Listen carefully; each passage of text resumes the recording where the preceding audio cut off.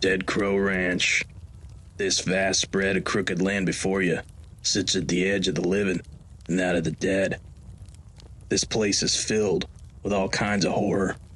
Monsters, demons, ghouls, and spirits. A warm-bodied wanderer such as yourself tends to make it this far now and again.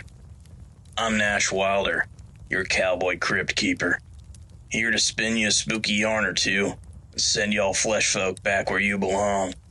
You sit by my fire, you're liable to hear all kinds of terror.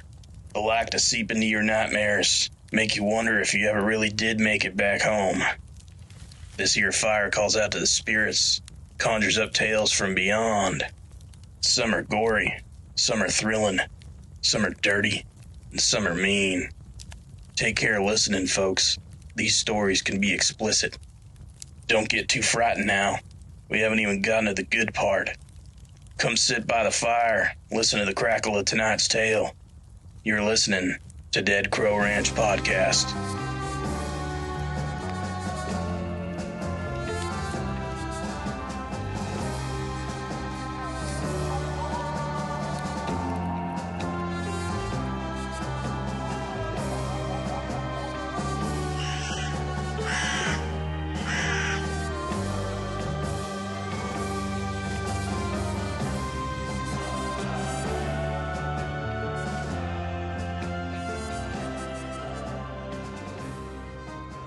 Hey there, creepy cowboys. Welcome back to the ranch. Hope you're ready for the last installment of our spooky premiere. Last time we left old Coot Shay, seemed he was about to come face to face with all the wicked spirits of his past. Gather close, folks. Fire's crackling with anticipation at the conclusion of the Ballad of Cooper Shay. This is Shadows at Hangin S, Part 3. Before Cooper could open his eyes, he heard feet pounding up the front steps to the doorway. As he waited to be torn apart, he thought about his old life of riches and luxury, about how he wished he could give back every good thing he ever got, just to bring back those he had sacrificed to Tahquitz, the evil shaman spirit who made him do all those horrible things. Shay winced when he felt the presence get within a foot of him. But instead of flesh ripping and blood spattering, he heard the door slam. Coot shot open his eyes and saw Colt Barker, the farmhand and friend that helped care for him. His wiry, strong arms slammed the crumbling door behind him as he threw himself into the entryway. Barker was covered in scratches, and he was carrying an old Winchester 30-30 repeater. Coot, I heard all the yelling and the like. Saw all them things. What the hell even are they? Barker yelled, shaking head to toe. My past come to collect a debt, son. Coot responded. The hell does that mean? Barker asked. It means I ain't who you thought I was, boy. Coot, you ain't making no sense. Colt closed his eyes and shook his head, rubbing his forehead where a scrape had finally stopped bleeding. Coot wanted to tell the boy everything. Hell, he deserved that at the very least, but shame welled within him, and he hung his head. Coot, you could tell me what's going on. I'm gonna get you out of this. Shay looked up to see the boy's warm face looking down at him, and he broke down. And the old man spilled the whole story. The legend of Tahquitz, how he discovered the cave, killing Stetson Wyatt, and all the others that came after. Talked about all the things he got in return, the money, the women, the fame, and he talked about how it all dried up when he stopped giving offerings. Fire burned up most of his grazing land, cattle died off from hunger and disease. Bank went belly up with all his money, investments lost, hair thinned, his wife and children now dead because he hadn't made an offering. And then there was the stroke. Now, here he sat, half his body shriveled up, limp, and useless, spilling his terrible life story to the only person that cared about him, for now. After Shay finished, Colt pondered the tale for a moment. He seemed to be mulling over a moral obligation in his mind, and then he spoke. I don't know anything about no ancient Indian shamans or whatever, Coot, but I do know the devil, and that's who done you up like this, you know. That's the devil's work for sure, Coot. But Jesus works too. You could bet your ass on that. Barker nodded as he looked at Cooper with glossy red eyes. Jesus forgives anything, old man, Barker went on. You just gotta ask his forgiveness. The flurry of voices and banging outside grew louder, as if the spirits heard his name. The two men heard scurrying on the roof, like little critters were looking for a way in, and they found it. Those things dropped in through the giant crack that had formed in the roof of the house. Before Cooper could even think, Barker swung the door open and dragged him out of the wheelchair. We gotta go, old man, Cooper yelled as he lifted the withered old coot up on his shoulder and ran down the front steps. Pushing past the black-eyed spirits, Colt made it to the base of the driveway and ran right into a tall, thin man, dressed in old Western attire with a black serape over his shoulders. The man looked to be in his late 20s. Curly blonde hair fell out of a black, beaver felt rancher-style hat with a flat brim. The man was pale, like the others, and like them, he had only hollow pits for eyes. Can't trust that one, boy. The pale man spoke. Dark smoke billowed around the cursed spirit as he moved. The details of his clothes seemed fuzzy, as if he were merely a memory. He'll gut you like a stuck pig as soon as he gets a chance. The thing spoke again as he smiled, revealing a dark set of crooked teeth and black, slimy gums. Just who the hell are you? Colt asked the pale thing. Ask old Cooper. He'll tell you. We go way back. What's he talking about, Coot? Barker shot a look over his shoulder at the frail old man. That's Stetson White. Well, it was, I reckon. Used to be my partner way back until well, he's the first one. Coot's voice trailed as he struggled against Barker's back. Yup, that's me. Sacrifice number one. Wyatt flashed the grim smile again. Now, give Cooper to us, and maybe we'll let you leave here alive. His debt must be paid. You ain't got no power over me, mister. I'm a son of God, and I walk with Jesus Christ, Barker called as he tried to maneuver around the dark figure. Oh, is that right? And what about your friend there? Is he a son of God? Does he walk with Jesus? The thing spat. Do you know all the things that old man has done? It asked. Don't matter what he done. He could be forgiven, Colt said, straining under the weight of the old man. Amid the standoff, Wyatt's spirit inched closer and closer to the two men. Barker was near his limit with Coot over his shoulder, and the old man fumbled his arm around the boy's collar, trying to balance himself. Might have to drop you a sec, old-timer, Colt whispered over his shoulder. What the hell are you planning, son? Cooper whispered back. Just trust me, Coot. The gap between the living man and the dead thing grew smaller and smaller. Colt stared daggers at the creature before him, waiting for an opening. Just give the old man to us and move on, son. Wyatt grumbled as he stretched out a hand. Colt let slip Shay off his shoulder as he swung upward the barrel of the Winchester. Leveled at the evil thing's face, Barker let loose a barrage of gunfire as fast as he could cycle the lever action. 5 rounds hit the thing that used to be Wyatt directly in the face, sending a spray of black mist and dusty smoke into the air around him and reducing half of his head to a mess of black goo. In a fluid move, Barker swung the butt of the empty repeater into what was left of Stetson's head, sending him tumbling back while he scooped Coot up and started off toward the barn. Sounds of the pursuing dead made an awful racket on the heels of the fleeing cowboys. Barker could feel his lungs burning with effort as he forced his way through the barn's side door. Inside, he hustled over to his primer-coated 61 International Scout, parked in front of the main doors. Colt threw his feeble friend in the open back seat and then jumped in front. Please start the first time, baby, Colt asked just before turning the key. He could hear the side door of the barn bursting open and scuffled footsteps behind him. The old engine hiccuped a bit. Colt's breath stuck in his chest. Then the lights of the truck ignited as the engine roared. Barker gasped the pedal, thrust the transmission into second gear, and released the clutch. The Scout blew the sliding barn doors off the tracks as he tore around the drive. Several of the remaining revenants were sent flying as the vehicle collided with them. Stetson Wyatt was standing at the edge of the crowd of undead, face almost fully reformed, scowling at the passing truck. Colt Barker let out an uncontrolled yelp when he saw the thing.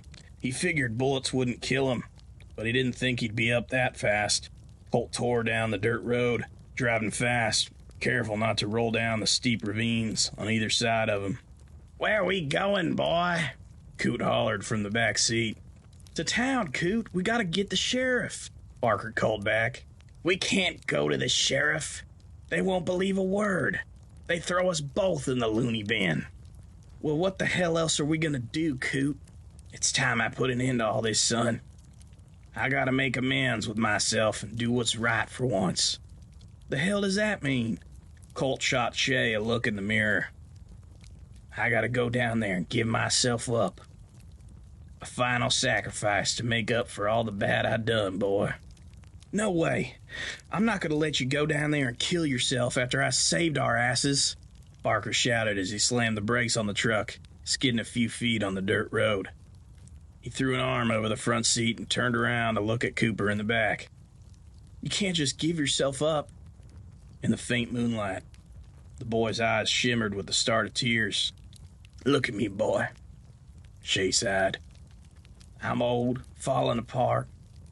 Could barely get myself up anymore. Money's dried up. Soon old Clarita Bonita won't be coming by no more, and what then? You gonna wash me up, wipe my ass? I don't need no one to burden himself for me like that. I want to go out on my own terms. I don't want to be laid up in some brick-hard hospital bed, just counting minutes, waiting to die. You want me to live that way? Because if you do, well, that's just selfish. That's just you not wanting me to go yet.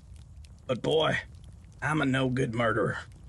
I killed folks just to get myself ahead, for money and sex. Don't shed no tears over me, young man. I ain't worth the salt." "Damn it, old man." Barker coughed as his bottom lip curled against his will. He sobbed lightly for a moment, then he recomposed himself. "You stubborn old bastard. You want to go down there and face that devil, that's fine. But I ain't gonna let you give yourself up to it. I'm gonna go down there and we're gonna kill it. How do you expect to do that?" Cooper shook his head. "No idea. But I have faith. Sometimes that's all you need, Coop." Cooper fell silent as Barker threw the Scout back into first and began down the hill again. As the two rattled down the road to Tahquitz Canyon, Shay couldn't help but feel hopeless. This boy would die for him, but would he do the same? What would this face-off come to? He knew they couldn't kill the evil shaman spirit. Faith wasn't a gun or a dagger. How could they kill anything with that? "You said there was some kind of altar down there, right?" Barker asked after a few moments of silence. "Yeah, something like that. I don't know what else to call it," Shay responded. "Well, if this altar gives the thing power, maybe we could destroy it and it'll kill him, or at least weaken him," Barker mused. "I don't know." Shay pursed his lips. The solution sounded too easy. "We gotta try something, Coot." "I hear you, boy. I guess it's worth a shot." Maybe it was, Coot thought. Maybe there was some power in that altar, and destroying it might at least hurt Tahquitz. Or maybe it'll just piss him off, and he'll suck out both of our souls, Cooper thought. Cooper wiped sweat and dust off his leathery face with his good hand, and racked his brain for alternatives, but saw only one way the night could possibly end. As the two drew nearer, Shay directed the young farmhand on where to go. The boy was driving fast, eager to get to the canyon and stop this evil. He was a good driver. You could tell he'd grown accustomed to the windy dirt roads of the mountains. But as the Scout tried to navigate a bend in the road, tires lost traction, sent the truck into a ditch, wedging them against the bank. Now, before we find out how the two men fared after the wreck, it's time we heard from our sponsor of the day. Well, folks, if you're like me and woke up dead but kept on walking, you've likely noticed things ain't working like they used to. Skin slipping off like a wet napkin. Joints creaking like mama's rocking chair. Well, that's where today's sponsor comes in. Today's episode is brought to you by Decay Away, the premier preservative salve for the actively deceased. Smear some here and there, along the cracks, flaps, or loose bits, and let the patented formula tighten you up like a Sunday corset. Stops rot in its tracks, freshens the air around you, and keeps you looking less ghastly ghoul and more refined revenant. It even comes in 5 cents, original dirt scent, pine cone, wet dog, and now new holiday scents, smashed pumpkin and burnt peppermint. Made by the fine folks at H.P. Mornright's Patent Preservatives, trusted by corpses, ghouls, and at least one resurrected cattle rustler. So remember, folks, when you're rotting away faster than the buried dead, send the rot packing with Decay Away. Not available in all realities. Use as directed. Fuck! Barker yelled, trying to drive out of the ditch, but it was never gonna work. The rear axle had gotten lodged on top of a boulder, and the front was stuck too deep to pull out. "We gotta go on foot from here," Barker yelled as he threw Shay's arms around his neck and draped him over his back like a cape. The old man's limp legs dragged along as he gripped his bad arm tight with his good hand.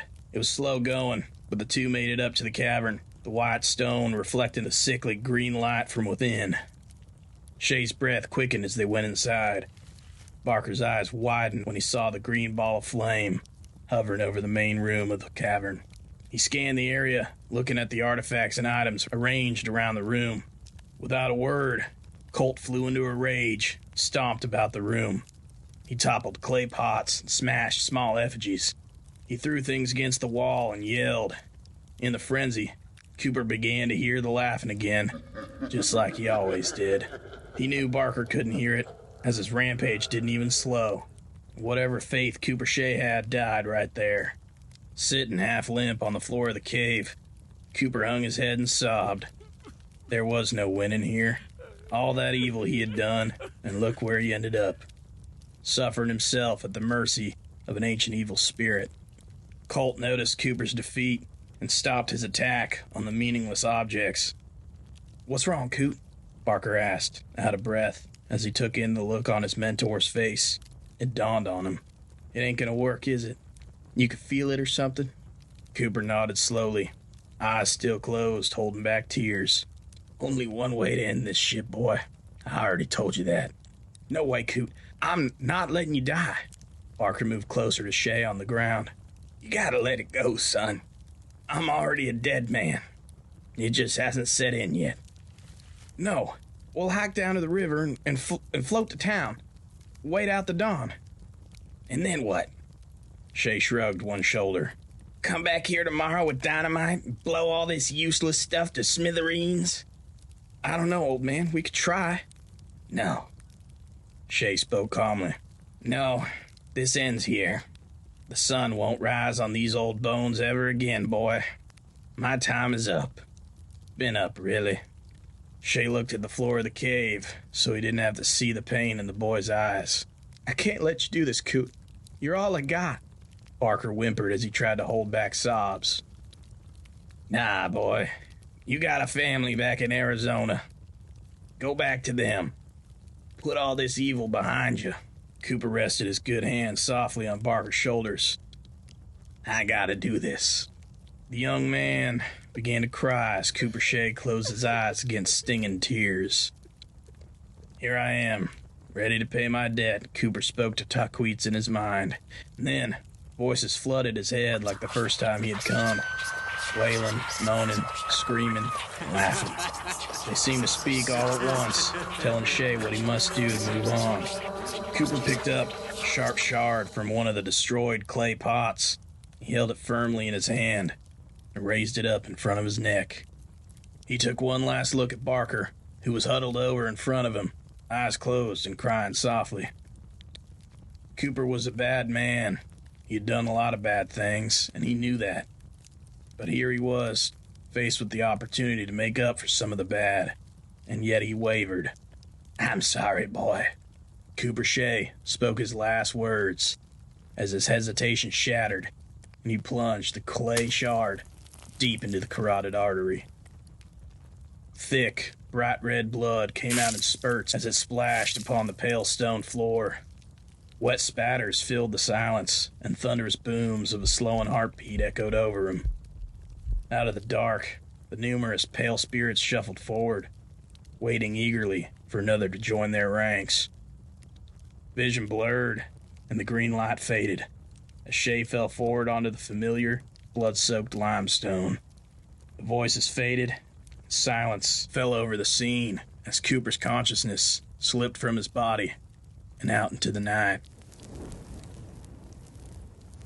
Boots crunched and shuffled over the gravel as Colt Barker walked up the drive at Hangin S Ranch.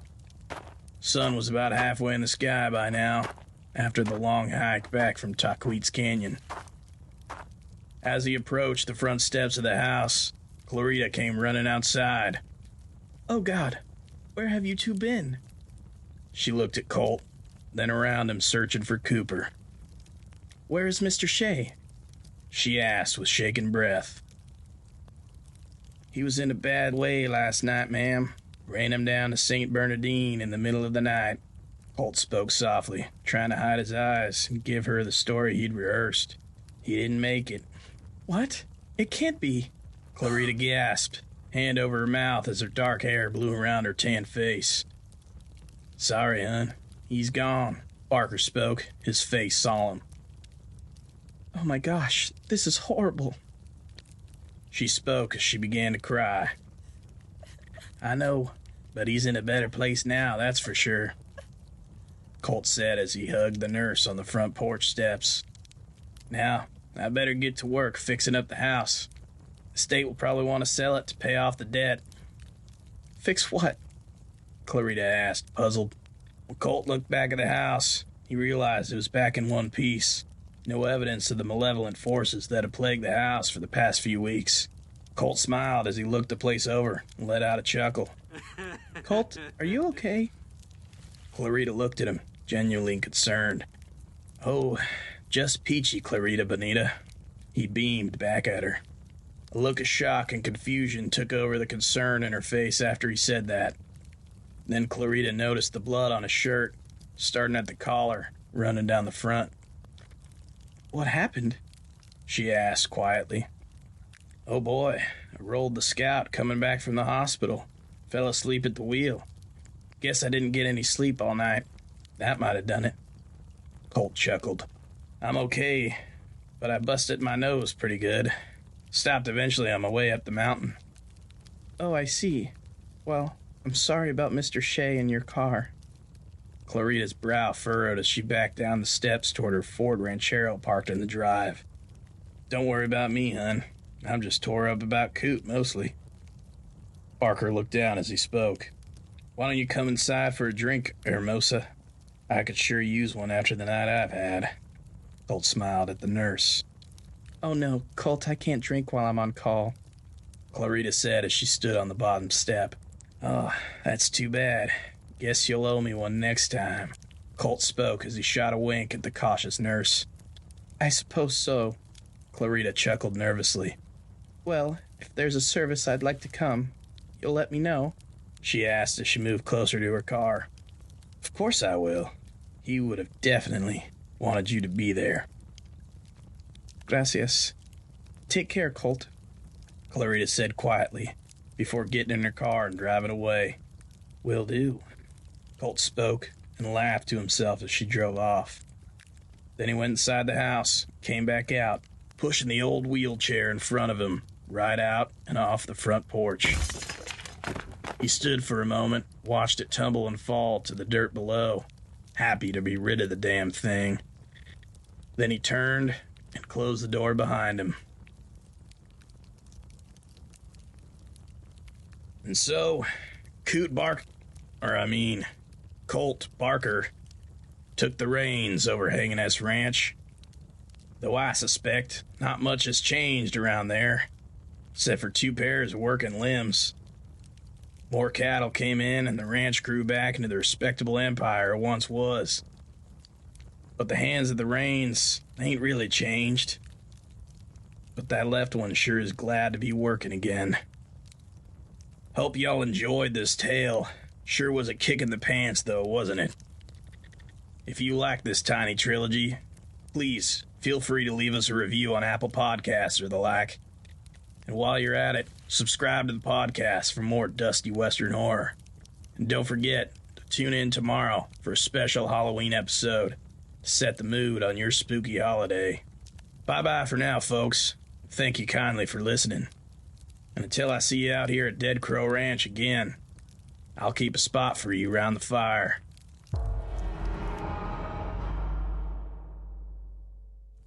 This podcast was written, produced, and performed by Chase Tabor. If you like this podcast, subscribe to Dead Crow Ranch wherever you listen to your favorite podcasts. And please, give us a rate and review on Apple Podcasts or the like, and help us grow our platform. And follow us on Instagram at Dead Crow Ranch Podcast. Until next time, I'll be watching over the fire, making sure none of our tales tries to follow you home. Thanks for listening.